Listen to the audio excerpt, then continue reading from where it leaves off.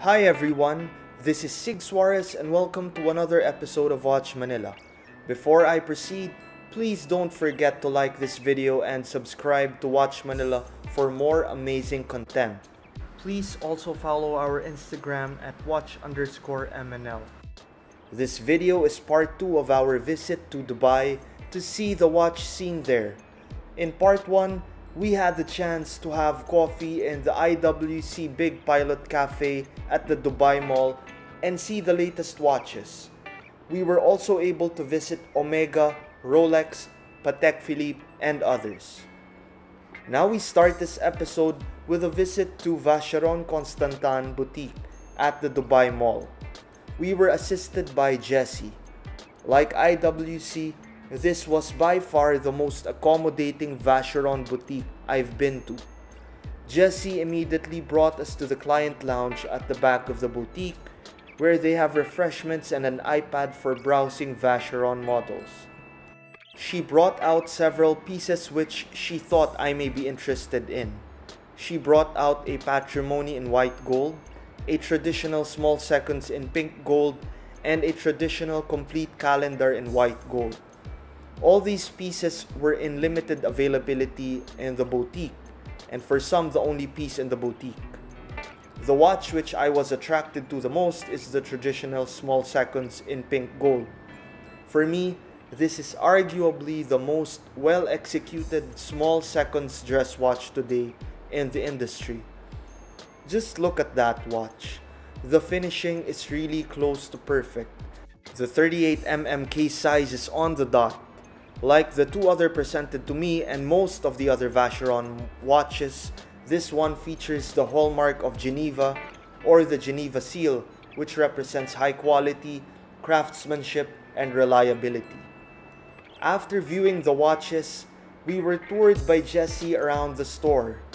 There is a small corner for simple to moderate watch servicing. There is also an interactive area wherein you can put a capsule-like material to learn more about the history of the brand and some of the models. Now the question of many, are there overseas models or 56 models available?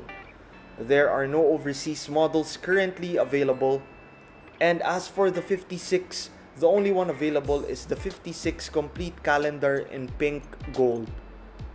Next, we visited Jaeger-LeCoultre in the Mall of the Emirates. We were assisted by the fantastic Patek. Just a side note, the JLC boutiques are probably one of the most universal in design, as the ones in Dubai look almost exactly like the one in Greenbelt.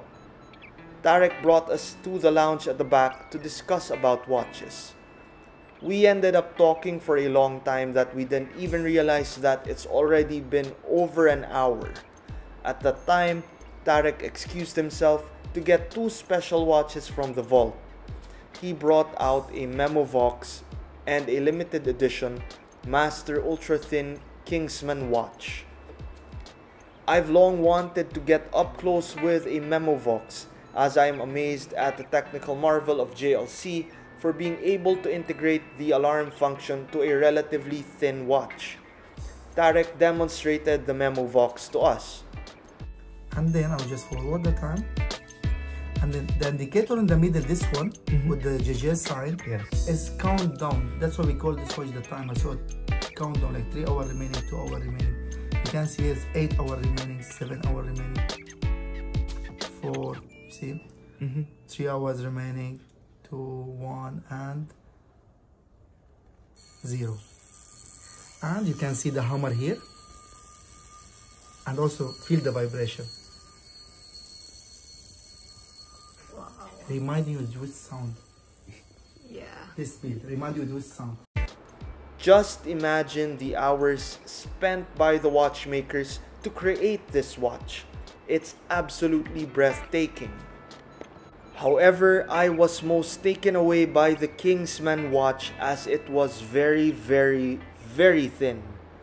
The watch is just 4.25 mm thin, and it's the first time I've seen this watch in person. For easy comparison, the usual Rolex Datejust is almost 12 mm thick. In essence, the Kingsman is around 1/3 of the Datejust from the standpoint of thickness. You have to hold it in your own hands to appreciate how thin it is. We ended up purchasing the watch for an important person, and I will upload a review on the Kingsman JLC very soon. The whole purchase experience in JLC was very wonderful. Just to highlight the tremendous hospitality of JLC, Tarek even said that I visit the store so we can have coffee again even if we will not purchase anything there. And he said this to me before the Kingsman. That long-term relationship building is just amazing to see and experience. There is no judgment about you, unlike in other countries, and it was a 100/10 experience in JLC. Tarek also knew that it was our birthdays, so he even arranged for me to have this Asolin Reverso coffee table book, which has the image of one of my watches in front, the Reverso Tribute. JLC also gave us a box of Patchy chocolates as an additional birthday treat. And lastly, we already have a standing invitation for dinner when we go back to Dubai. Finally, for our trip, we also had the chance to visit the TAG Heuer boutique in the Mall of the Emirates. They extended an invitation for the launching of new watches. The SAs were very courteous and kind like the other boutiques, but we were on a tight schedule and we didn't have the chance to view the new watches. And partially I think I'm glad I did not, because the watches turned out to be the Mario Kart watches, which are in my opinion very unattractive. Aesthetically, from my standpoint, the watch design was really off. For me, there is a proper way to have a collaboration between the watch brands and cartoons or other animated characters such as the Omega Snoopy and the IWC Le Petit Prince, among others. Comment down below if you think the Mario Kart is an amazing piece or not. Before I end, many of you want to know whether the MoonSwatch is available in Dubai. The answer is no. And like in the Philippines and in the other countries, 90% of the people who enter the Swatch store only ask for the MoonSwatch. The whole Dubai trip I had was so amazing, and I totally didn't expect it. I was blown away by the beauty of Dubai. As to the watch experience, I would rate it very high, as the boutiques were the ones who sought the relationship with you and not you begging for a relationship with them. As can be seen in the previous video, IWC and the gracious Natalia welcomed us fully to the IWC boutique and the Big Pilot Cafe. Omega was also very welcoming and also allowed us to try as much models as we wanted to see which ones we liked the most. And in this episode, we saw the hospitality of Vacheron Constantin, Jaeger-LeCoultre, and even TAG Heuer. Only Patek Philippe and Rolex were snobbish as expected, except for the Rolex in the Dubai Mall Grand Atrium, which was very accommodating thanks to Mohammed. So here are 5 quick key points to end this Dubai trip and to summarize the watch experience. The first is that boutiques are more welcoming in Dubai. The second, SAs are friendlier and seek you out for a relationship.